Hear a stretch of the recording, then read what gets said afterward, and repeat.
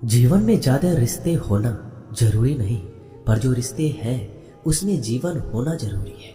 जिंदगी की हर सुबह कुछ शर्तें लेकर आती है और हर शाम कुछ तजुर्बे देकर जाती है।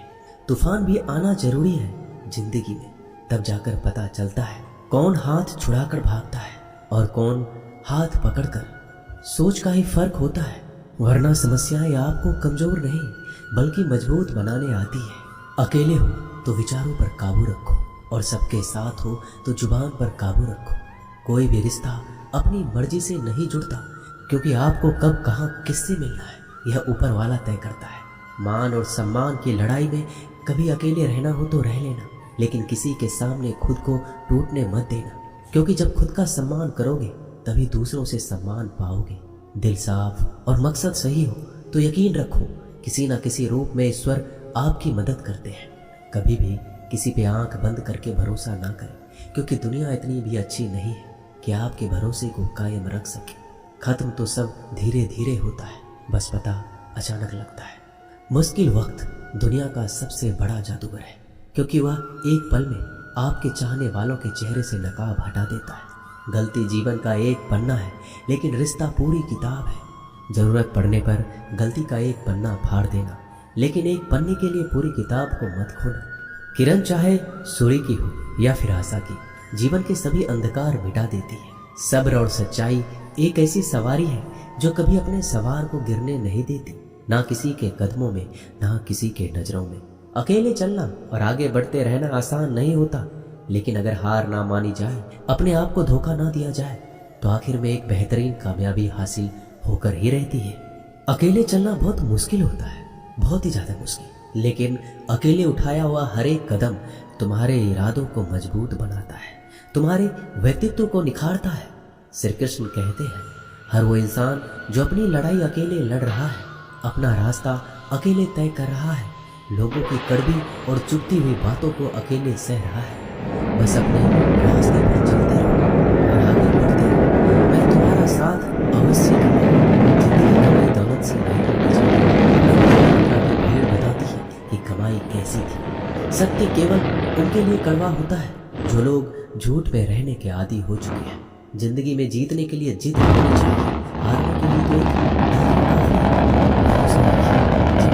किसी का अच्छा कर रहे होते हैं तो हमारे लिए भी कुछ अच्छा हो रहा होता है। सही फैसला लेना काबिलियत नहीं है, फैसला लेकर उसे सही साबित करना काबिलियत है। जैसे उबलते पानी में परछाई कभी नहीं दिखती, ठीक उसी प्रकार परेशान मन में भी समाधान नहीं दिखते। शांत होकर देखिए, सभी समस्याओं का हल मिल जाएगा।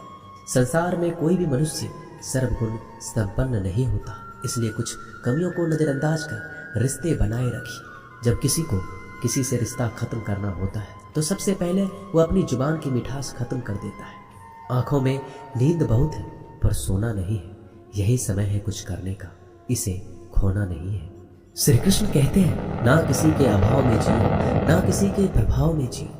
यह जिंदगी है आपकी, अपने स्वभाव में जियो। रिश्ते को इस तरह से बचा लिया करो, कभी मान जाया करो, कभी मना लिया करो। मौन रहना एक साधना है और सोच समझकर बोलना एक कला।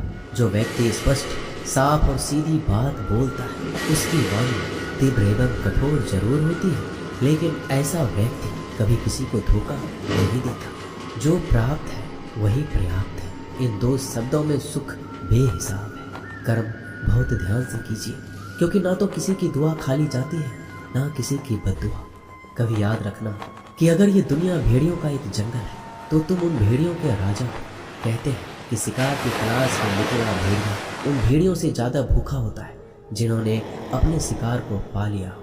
तो तुम्हें बस इसी भेड़िए की तरह बनना है जो अपने शिकार की तलाश में भूखा हो। उसका दिमाग तेजी से काम कर रहा हो कि भूख कैसे मिटाई जाए, और ये भूख है कामयाबी की, दूसरों से कुछ अलग कर दिखाने की भूख। लोगों की निंदा से परेशान होकर रास्ता न बदलना, क्योंकि सफलता शर्म से नहीं साहस से मिलती है। जीवन में आपको रोकने टोकने वाला कोई है तो उसका एहसान मानिए, क्योंकि जिन बागों में माली नहीं होते वह बाग जल्दी गुजर जाते हैं। जो लोग मन में उतरते हैं उन्हें संभाल कर रखिए, जो लोग मन से उतरते हैं उनसे संभल कर रहिए। बुद्धिमान लोग कभी इतिहास नहीं रचते, वो तो सिर्फ इतिहास को पढ़ते हैं। इतिहास तो पागल लोग रचते हैं जिन पर दुनिया हंसती है। जिंदगी में इन दो लोगों से हमेशा दूर रहना, एक जो व्यस्त रहने का दिखावा करता है और दूसरा घमंड, क्योंकि खुद को व्यस्त दिखाने वाला व्यक्ति अपनी मर्जी से बात करेगा और घमंड वाला व्यक्ति अपने मतलब से याद करेगा। किसी को धोखा देकर ये मत समझो कि आप चालाक हो। ये सोचो कि उस इंसान को आप पर विश्वास कितना है। ये इंसान की फितरत है। यदि आप उसका एक बार सहायता ना करो तो वो आपके द्वारा पहले की गई सारी सहायताओं को भूल जाता है। घमंड के अंदर सबसे बुरी बात ये होती है कि वह सामने वाले को कभी महसूस नहीं होने देता कि वह खुद ही गलत है। हमेशा याद रखो कि समस्याओं का कोई आकार नहीं होता, वो तो आपके हल करने की क्षमता के अनुसार बड़ी या छोटी हो जाती है। इंसान को इंसान धोखा नहीं देता, बल्कि वो उम्मीदें देती है जो वो दूसरों से रखता है। जिंदगी में किसी को उतना ही तकलीफ देना जितना कि तुम खुद बर्दाश्त कर सको, क्योंकि तकलीफ देने में बहुत मजा आता है, लेकिन जब खुद के ऊपर आती है तो बहुत रोना आता है। जिंदगी में कोई भी इंसान अपने आप को ऐसे नहीं बदलता। जिंदगी में कुछ ऐसे हादसे हो जाते हैं जो उस इंसान को बदलने पर मजबूर कर देते हैं। किसी के सामने गिड़गिड़ाने से ना तो इज्जत मिलती है और ना ही मोहब्बत। इसलिए अपने स्वाभिमान को हमेशा बनाए रखना। यदि आप में काबिलियत होगी तो वह खुद चलकर आपके सामने आएगा। नाराज मत होना कभी ये सोचकर कि काम मेरा और नाम किसी का हो रहा है। यहाँ सदियों से रुई और तेल जलते हैं, लेकिन लोग कहते हैं कि दीपक जल रहा है। यदि आपके सपने बड़े हैं तो फिर आपके संघर्ष कैसे छोटे हो सकते हैं। यदि कोई आपका विश्वास तोड़ता है तो आप उसका धन्यवाद करना, क्योंकि वही आपको सिखाता है कि विश्वास किसी पर बहुत ही सोच समझ कर करना चाहिए।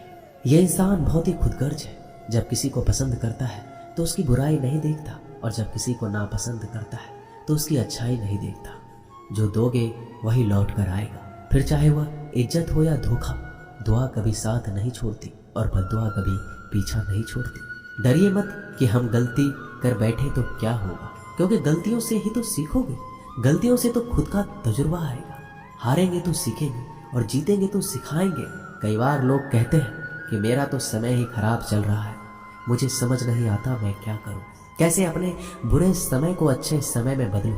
सच तो ये है, आपको एक चीज जो बुरे समय में जरूर करनी चाहिए और बहुत से लोग ये चीज करना छोड़ देते हैं। चलिए इसे समझते हैं इस कहानी के माध्यम से। एक बार एक बहुत ही गरीब किसान था। वह गरीब था, मेहनती था, खुश था। वह रोज सुबह उठकर भगवान से केवल 10 मिनट मंदिर में जाकर भगवान के आगे हाथ जोड़कर प्रार्थना करता था। उस किसान की पत्नी भी हर रोज किसान के साथ मंदिर जाती। प्रार्थना करके वो सारा दिन अपने खेतों में काम करता। उसका जीवन बहुत ही अच्छा चल रहा था। अपनी मेहनत की कमाई से वो कुछ ज्यादा नहीं कमा पाता था, लेकिन फिर भी जितना कमाता था उसमें से कुछ पैसे लोगों की भलाई में लगा देता था। एक बार उनके गांव में एक बीमारी फैल गई। किसान का इकलौता लड़का बहुत बीमार हो गया। किसान के गांव में इस बीमारी के इलाज के लिए कोई अच्छा डॉक्टर नहीं था। पास के शहर में उस लड़के को ले जाया गया। शहर के इस अस्पताल का इलाज बहुत ही महंगा था। उस बेचारे किसान के लिए अस्पताल की, डॉक्टर की फीस, दवाइयों का खर्चा आदि दे पाना बहुत मुश्किल था। किसान दिन प्रतिदिन हिम्मत हारता जा रहा था। एक दिन अस्पताल में बैठे बैठे वो इतना हताश हो गया कि वह जोर जोर से रोने लगा और कहने लगा, पता नहीं किस चीज का बदला ले रहे हैं भगवान। कभी वो खुद को कोसता तो कभी परमात्मा को। पर किसान की बीवी को अटूट विश्वास था परमात्मा पर। परमात्मा उनको इस मुसीबत की घड़ी में मदद करने जरूर आएंगे। पर किसान को आशा की कोई किरण नजर नहीं आ रही थी। अस्पताल की कुछ ही दूरी पर एक मंदिर था। किसान की पत्नी उस मंदिर में हर रोज प्रार्थना करने जाती, पर किसान